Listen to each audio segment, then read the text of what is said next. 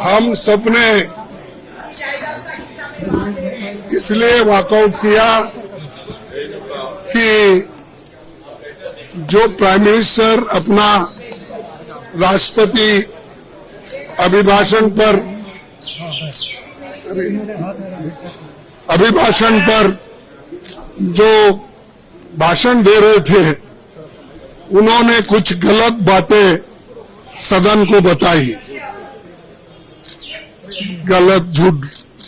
और उनकी आदत है कि झूठ बोलना, लोगों को भ्रमित करना और जो सत्य के जो विरोध में बात करना, ये उनकी आदत है। और मैंने सिर्फ उनको इतना ही पूछा कि जब वो संविधान के बारे में बोले कि आज लोग संविधान के लिए बचाने के लिए डंडोरा पीट रहे हैं, ऐसी बात उन्होंने कही। तो हमने ये कहा, देखो संविधान तो आप नहीं बनाए, संविधान के आप विरोधी थे, इसीलिए मैं वो क्लैरिफाई करना चाहता हूं कि कौन संविधान के फॉर थे, कौन संविधान के खिलाफ थे, किसने संविधान बनाया, किसने संविधान के खिलाफ बात किया, वो मैं उनके सामने रखना चाहता था। मैं ये रखना चाहता था कि उन्हीं के पेपर में आरएसएस के जो मुखपत्र है ऑर्गेनाइजर 30 नवंबर 1949 में अंक में संपादकीय में लिखा था। ये ऑर्गेनाइजर तो ऑथेंटिक पेपर है उनका, ये उनका ऑफिशियल पेपर है। उसमें ये लिखा गया था, भारत के इस नए संविधान की सबसे बुरी बात यह है कि इसमें भारतीय कुछ भी नहीं है। प्राचीन भारत के अद्भुत संवैधानिक विकास के बारे में इसमें कोई जिक्र ही नहीं है। आज तक मनुस्मृति में दर्ज मनु के कानून दुनिया की प्रशंसा का कारण है। ये किसने कहा? ये ऑर्गेनाइजर ने, आरएसएस ने, जनसंघ के जो लोग थे उस वक्त उन्होंने कहा। और वे स्वयं स्फूर्ति आज्ञाकारित और अनुरूपता पैदा करते हैं। हमारे संवैधानिक विशेषज्ञों ने ये बात निरर्थक है। उन्होंने ये कहा कि यहाँ तक जो कॉन्स्टिट्यूएंट असेंबली के मेंबर से किए हैं ये गलत है। उन्होंने उस वक्त अपोज करके इस संविधान को उन्होंने नकार दिया था और आज उसकी रक्षा की खुद बात करते हैं और हमारे को बोलते हैं कि हम संविधान विरोधी है। अरे खुद विरोधी है, जन्मता ही विरोधी है, शुरू से विरोधी है। इसको जब इसका जन्म शुरू हुआ उस दिन से इन्होंने बहुत से पुतले जलाए, अंबेडकर के, नेहरू जी के पुतले जलाकर रामलीला मैदान में उन्होंने ये सब काम किया। आज ये बोल रहे हैं कि हम संविधान के विरोधी हैं।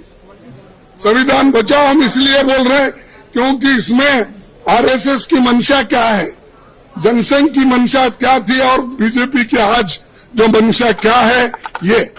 और बार बार ये भी कहते हैं कि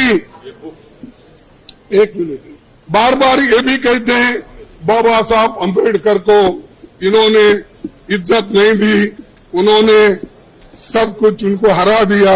ऐसी गलत बातें यहां पर भी कही गई, वहां पर भी वो कहे। कल हमारे नड्डा साहब ने वहां भी कहा, अब ये भी यहां कहेंगे। फिर भी मैं आपको बताना चाहता हूं, ड्राफ्टिंग कमेटी के चेयरमैन बाबा साहब अंबेडकर ने अपने शब्दों में ये कहा है कि मुझे बहुत आश्चर्य हुआ था जब प्रारूप समिति ने मुझे अपना अध्यक्ष चुना। सुन रहे आप? समिति में मुझसे बड़े, मुझसे बेहतर और मुझसे सक्षम लोग थे।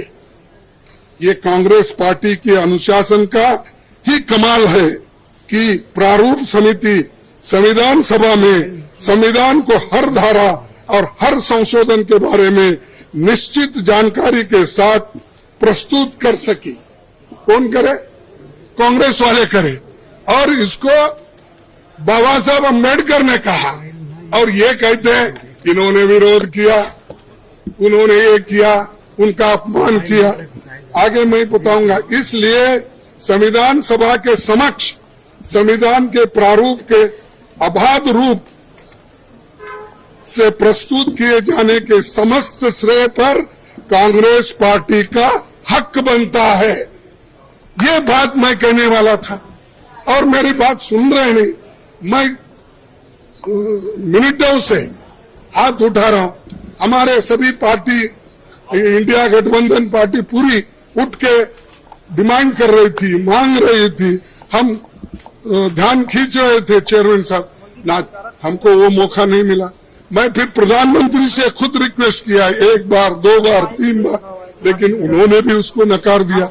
मैं जो झूठ बातें उन्होंने बोली है ये पूरे मेरे पास है। और कैसा ये लोग आज सदन में बोलते हैं, सदन के बाहर बोलते हैं, ये समझे हैं वो ही पढ़े लिखे हैं और गलत बातें बोलने में माहिर है। ये तो मैं बाबा साहब अम्बेडकर का स्पीच कॉन्स्टिट्यूंट असेंबली में जो बोला वो लाया हूं और ऑर्गेनाइजर में उनके लोग क्या बोले हैं वो भी मैं बताना चाहता था, लेकिन उन्होंने मौका नहीं दिया। और इसलिए मैं कंडम करता हूं, हम सभी लोग कंडम करते हैं और कंडम करके हम वॉकआउट किए, क्योंकि ये हमारे बात को जब कोई महत्व ही नहीं है तो वहां बैठकर क्या सुने हम। और जब प्रधानमंत्री खुद यहाँ पर जब बात कर रहे थे राहुल जी, उस वक्त 2 बार उठ के उन्होंने क्लैरिफिकेशन की कोशिश की, क्लैरिफाई कर दिए। 4 मिनिस्टर क्लैरिफाई कर दिए। मैं जब बात कर रहा था तो मेरे सदन में मेरे को रोकने टोकने का इतना कोशिश की, इतने लोग बार बार उठे मिनिस्टर्स। तो आज मेरे को 1 मिनट नहीं मिल सकता था इस बात बोलने के लिए। इसीलिए हम वो सभी लोग कंडम करके वॉकआउट किए हैं। बस यही चीज।